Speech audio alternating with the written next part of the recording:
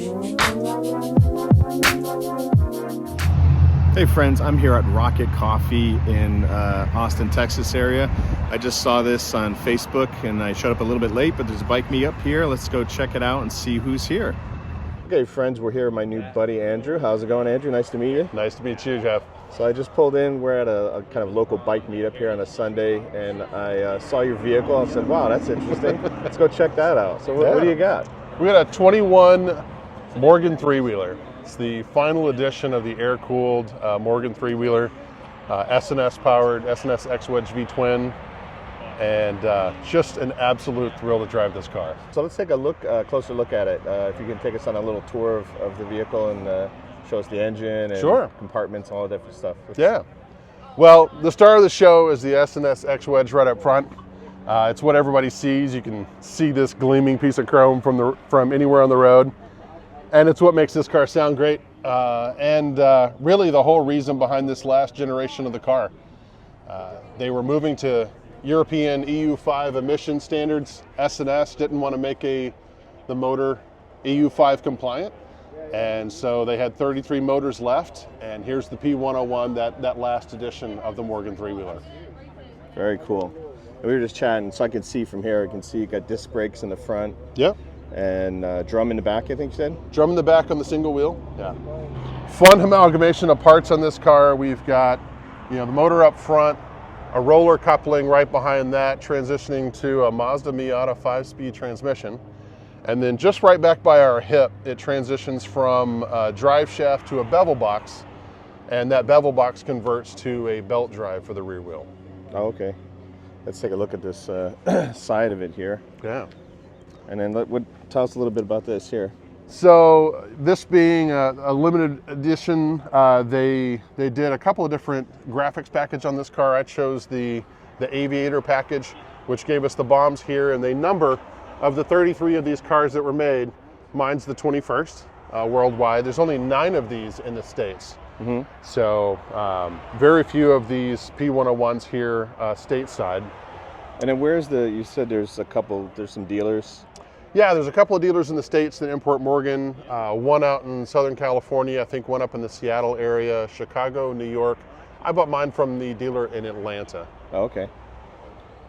All right, let's go back a little further, take a look at the cockpit here. Yeah, cockpit, very aviation themed. So you got what looks like steam gauges here on the dash. Back right there by you, speedometer on the right, couple of switches, gets us the controls that we need. Push button ignition, and simple stock there for turns and lights. Again, that Mazda Miata 5-speed, which is just a dream to row through. E-brake. We've got heated seats on this car. Starlink, or Starcom audio interface. So if we had helmets, we'd wire those in, be able to listen to music, talk to each other. You really can't talk to each other while this car is riding. There's so much amazing noise coming from this with the road and the motor and the exhaust. You just get in it and drive, and you enjoy every minute of that. So I see here you got a little bit of a lip. Yeah, it kind of diverts a little bit of wind over the driver, but not a whole lot. This is my first open top car, especially one without a windshield, and I learned very quickly to keep your mouth shut while you're riding. Yeah. Did you ever think about getting a windshield, or you like that? No. This was very specific to this car, so I wanted to keep it exactly as I ordered it. I could have ordered it with a second lip and a second roll bar here over the passenger. Yeah. But I liked the single occupant look. There's a tonneau cover that we didn't bring today because I have my son with me. Okay. But there's a nice tonneau cover that covers the passenger side. Is that clips in here, maybe? No, the clips here are for the cloth cover that goes over it. Oh, okay. But the tonneau cover kind of latches on to the body here and then latches underneath the cockpit lips here. Oh, okay. Yeah, it's kind of like old school, biplane feel, kind of open. Open. Got the goggles on. Everything about Morgan. I don't wear a scarf. Scarf and leather helmet. Come on. Everything about Morgan's is, especially the three-wheelers, is very aviation themed. Yeah. So you'll notice the white and the black pipes in this car. Mm-hmm. I've been told, I don't have this confirmed, that goes back to World War II fighter planes, where the exhausts were different colors on each side of the plane. Mm-hmm. So they carry that into this Morgan model as well. So they got the fuel cap back there. Yeah, Fuel cap back here. It's got saddlebags that sit on each side of the single rear wheel. We've got a little bit of storage space under here. It's a little messy right now, but open this up. Just a little bit of storage space with a couple of things we carry with us. Oh, okay. Yeah. But yeah, I think we've got a total of about three or 4 gallons of fuel on board in this car. And yeah. What is the size of the tank? I think the tanks are about 2.5 gallons each.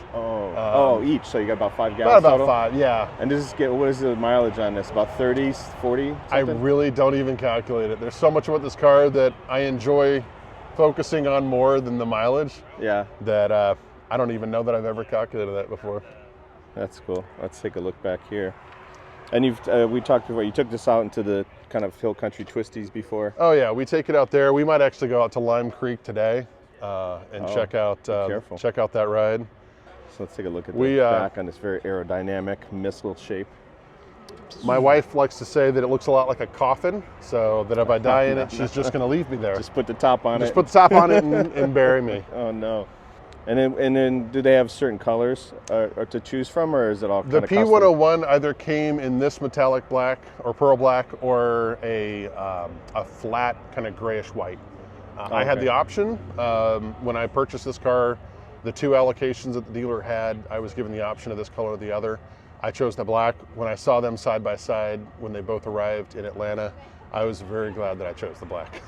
So this is very interesting. There's no paddle shifters. It's old school 5-speed transmission manual, so you got to crank, use the clutch and all that. How's the clutch? Is it real tight? Clutch is great. No, it's perfect, very easy.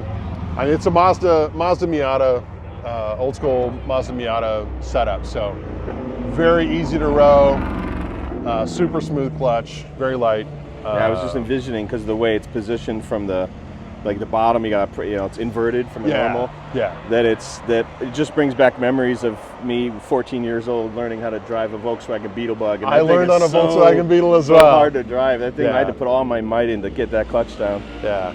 I definitely, this last year, I took one of the homecoming court members in this car for Round Rock High School in the parade. And I very quickly learned this is not a parade car.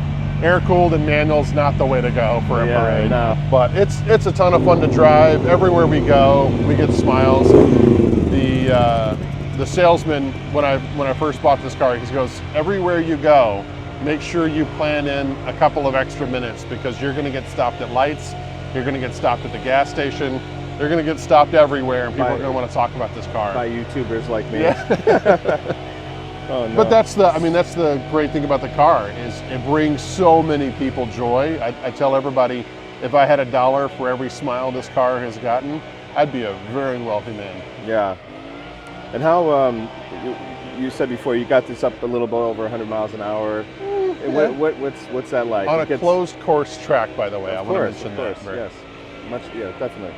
And what is that like with the vibration, wind, all that visceral feeling? Anything over 80 is just a blur. Life just kind of goes a little bit slower, and thank you. And it's just incredible. But even cruising around 35, 40 miles an hour, through little side streets is super fun. Every speed in this car is great. I'm assuming there's no power steering. No power anything in this car. Okay, so it's no power steering, no power brakes. It's a very visceral driving experience. You feel everything. You have a very close connection to the road. You're only, a couple of inches down from the road. I think in some points you can even touch the road as you're driving. Yeah. We have some nice hand warmers down here. When on those cold mornings, we like to rest our hands down there on the guards for the exhaust, and keeps us a little bit warm. Do have some seat heaters in the bottom, so that's nice. That can keep your buns a little toasty. I know you were mentioning there's a once a year kind of, was it in Round Rock or something, like a British car meetup? Or? We have a group here in Texas called the Texas All British Car Days. Okay. And we meet in Round Rock. Folks come in from all over the state, take over a hotel over behind the Dell campus, and we'll have a couple of different meetups. We have a car show on Sunday morning. Saturday is a big drive out through the hill country. We'll go out to different places out there every year. We've only been once or twice. Would love to be able to go more. Sometimes it just doesn't align, but it's a great meet. You see everything from Triumphs and Jags. Yeah. Nice. A couple of Morgans showed up. One year we had a Morgan 8. We had a Morgan, another Morgan 3-wheeler, and my car. And we did a little drive out on 620. Stopped over here at Jaguar Land Rover in North Austin and got some pictures there before they closed their Jaguar dealership. But still British with Land Rover over there. Yep. But yeah, this must be a complete blast to take out on the hill country and go for some breakfast out in like Marble Falls or something like that. Oh yeah, that's cool. About the only place that's still on my bucket list is to take it out to Snow's for some barbecue out there. Oh, okay. See if Miss Tootsie would come and sit in it with me. Very nice. All right, Andrew, thanks for introducing the vehicle. This is very cool, kind of one of a kind. Yeah, my pleasure. Nice. Love talking to people about the car. Thanks, Jeff. Thanks, man. Yeah.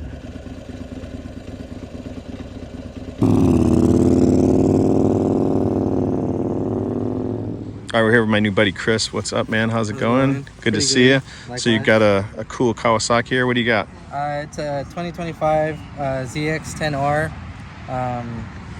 Just got it about 2 months ago, and it was just too quiet. Too quiet? I immediately swapped that exhaust. Yeah, we'll have you start it in a little bit. Yeah. So go ahead. You'll be able to definitely hear it out. You'll hear me coming down the street. Yeah. I was just in Dallas yesterday. I took it to one of the tracks there. I think it's called Yellow Belly. Uh-huh. I ran it once there. It did pretty good, but I mean, I'm not too into just track. But well, it's a brand new bike. You don't want to drop it. Yeah. I mean, I just finished the break-in mileage. What's the break-in for it? 600 or? Yes. Okay. Well, they recommend between 400 and like 650. Oh, okay. But yeah, just broke it in, and I said, you know what, we have to head out there, hit those boys up. That's cool. And then we were talking earlier. You had a what'd you have? R6 yeah, I had or an R6. Yeah, R6. Okay. I had an R6. How long did you have that for? I had it for about, I want to say, 3 years, and then I moved out here to Dallas, to Austin, and just left it back at home.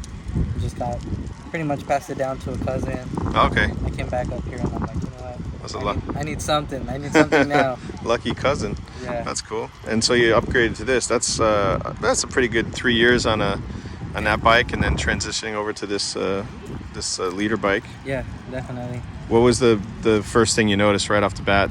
Differences? Power-wise. Just power. Power band is crazy. And what torque is pretty nice on it too. So, and why did you go with the ZX10R over sticking with like Yamaha and going with the R1 or something like that? I wanted something different. I had asked around, and pretty much Austin is like R1s, S1000s. Mm-hmm. So I just said, you know what, I like to be unique. You want to be a little different? I'll be that one to be something different. Yeah, that's cool. Let's take a look at some of the stuff that came. So basically, this is all stock, right? Everything comes stock. Flares are stock. I've had a couple people ask me, are those wrapped? Are those painted? Mm-hmm. That's how it comes from a factory. It's got those piggybacks already. Yep. Comes with Brembo brakes. It's got the ABS, wheelie control, and then I threw on the 3/4 Yoshi AT. And it deletes it's a cat delete. Oh, so got rid of the cat. Okay. Yeah, it already comes with titanium headers. So that's a plus. Yeah, that's nice. It comes with the steering dampener also. Already comes with the dampener. Okay, yep, here. Yeah, this is a kind of unique bike for the area. I haven't seen this. I thought I thought you wrapped the whole bike or something, but that's pretty cool. That's how it comes, yeah. Very nice. Thank you. Beautiful, but like we said, hard to keep clean. Yeah. Especially with the hard water down here. You get all the water marks. Oh, yeah. No worries, man. All right, well, thanks for introducing the bike. We'll have you start it up here in a minute. But in advance, thanks again, man. Yeah. Good to meet you. Likewise, man.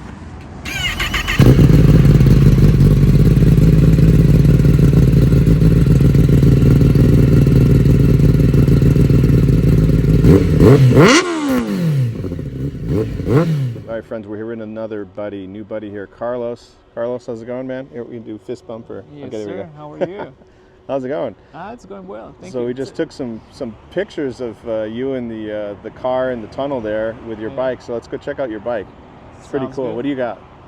We have this is a 2006 Vulcan 900. We redesigned it basically. It used to be a big cruiser. Now we made it into a bobber. So yeah, it doesn't look like a Kawasaki at all. Most people have a hard time guessing what kind of bike it is, so they always ask me. Yeah, I mean, if I looked at it quick and looked away, it would be a Harley in my book. Exactly. Yeah. All right, so what?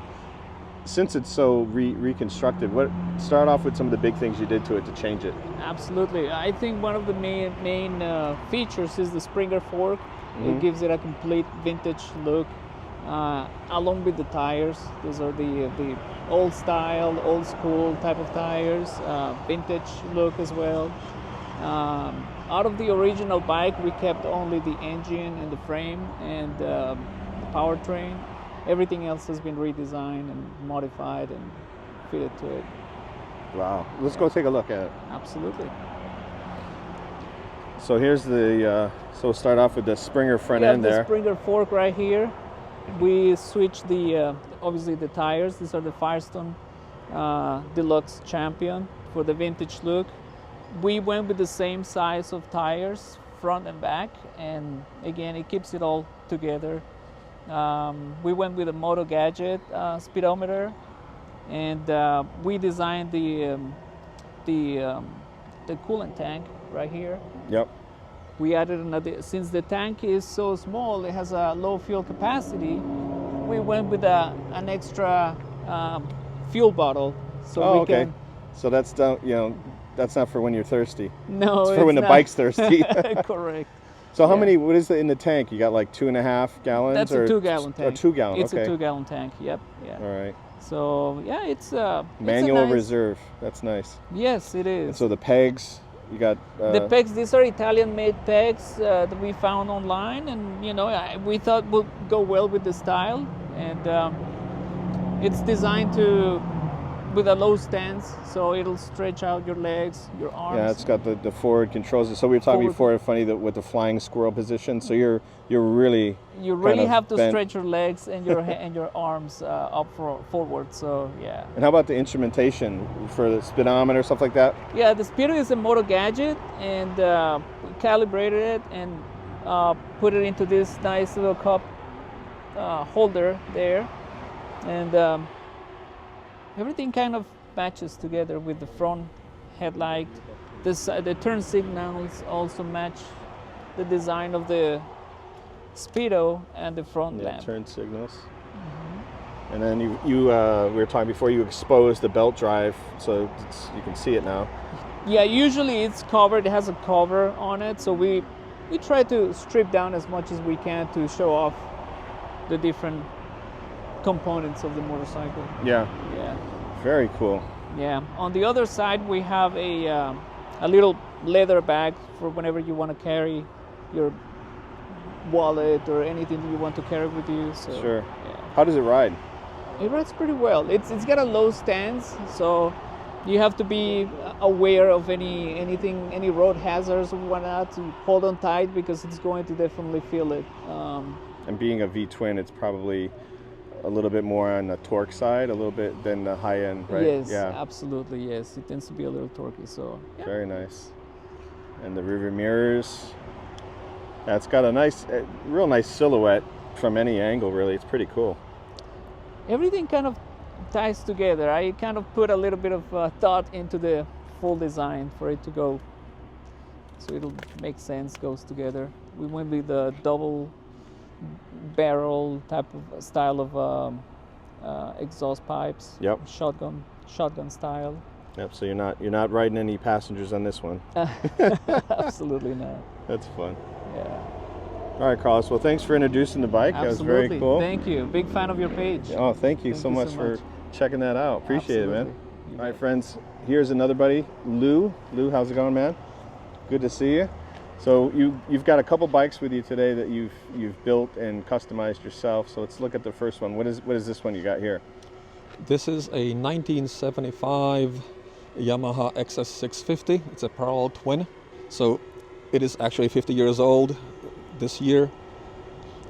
It is an old style bike, still carbureted with points and condenser ignition system. It's been stripped down to be very sleek and very light. It's a scrambler style, which means it's got higher stance, a little more aggressive knobby tires so that you can take it off-road and have some fun with it. It is still DOT approved though. It's a combination of old and modern design, which you can see probably from the digital speedometer and the LED headlight and such. I believe it just comes together nicely. It's a lot of fun off-road and on-road. The beauty is that since it's so stripped down, doesn't have any plastics, doesn't have any turn signals sticking out or anything like that. Even if you accidentally drop it, there is nothing to break off pretty much. Yeah. So it follows the idea of dirt bikes, where it's indestructible pretty much. We were talking before that you kind of reconstructed the whole harness and wiring. Correct. The wiring harness came completely disintegrated, cut in multiple places, non-functional, so I had to design the custom wiring harness for that. All right, and then Lou, we were talking earlier, so this bike here, you're kind of finished working on it and you're looking to sell it, right? Correct. Okay, so I'll put, if anyone's interested in this, I'll put your email down below here, and also in the comment section people can check your email, and that's how they can contact you. Is that good? That is good, thank you. Okay, very cool. And here's Lou's other bike he brought with him today. And you can't ride them both at the same time, unfortunately, so you brought a buddy with you, right? Correct. All right, so what do we got here? This looks like a Harley to me. Yes, sir, absolutely. This is a 2004 Harley Softail. It has the twin cam 88 motor, which has been recently rebuilt. It follows the post-war era design, which can be called bobber, where the bikes were just stripped down completely. They were lowered and they were just used for fun to race from place to place. So this is exact same idea. It's a fun bike to ride, nice low stance. The foot forward in the controls give it not necessarily a comfortable position, but it's like you mentioned, flying squirrel style. Yeah. And I assume you're looking at the open belt. Sure. On the primary. That's a fun. Dry clutch, the biggest 3.5-inch belt they make. It is definitely eye-catching and good conversation starter. So in terms of performance, what's different about this bike compared to just the stock version of it that you got from the factory? I have not upgraded much as far as performance-wise. There is no real reason, because now that the bike is about 30% lighter, it definitely gets up and goes. So it's fun to ride. It's fun to speed on it. Yeah. But don't get caught. Yeah. So yeah, that belt is huge. And then what do we got on here? Is this a liquid cool system or oil cooler, or what is that? That is an oil cooler, because this is an air-cooled engine. So any way you can aid in cooling the motor will thank you. So here's the hose. Allowing the oil to dissipate some heat in a cooler like that will definitely help with the lubrication and cooling the engine internally as well. Yeah. Very cool. And so this bike is another bike you've finished working on and are looking to sell as well, right? Correct. Okay. So again, contact Lou if you're interested in checking this out and talking prices with him, or any specific details about the bike you want to know that we didn't go over. It's a good looking bike though. I love the Springer front ends. Those are so nice. How does it ride? It rides nicely, and contrary to popular belief, the Springer front end actually does spring nicely, and it does offer some damping of any kind of uneven road. So it rides great. It's very nimble in turns because it has a very low center of gravity. And I would imagine having the bigger tires on front help too. Very cool. All right, Lou. Well, thanks so much for introducing your bikes. And Thank you. okay, fist bump and shake. I don't know. Do both. Get them both out of the way. Anyone interested, let them know. Email them. Thanks a lot.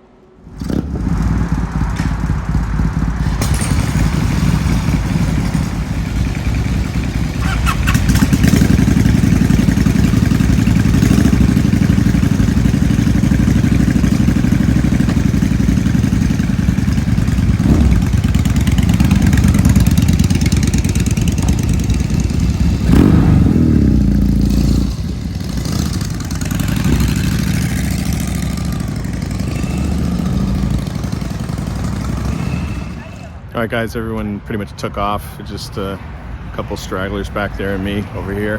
Whoop, there I am. All right, I'm taking off, gonna head home. But before I do that, it's so nice. I'm gonna go for a nice little ride today and enjoy myself. So thanks for stopping by, checking us out, and subscribe, thumbs up, all that good stuff. Thank you so much. See you guys later. Hey friends, I took a detour on the way home. Downtown Austin right now. At a park.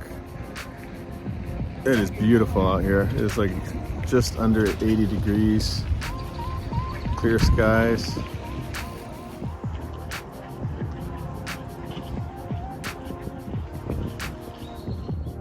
Look at this, part of my ride home.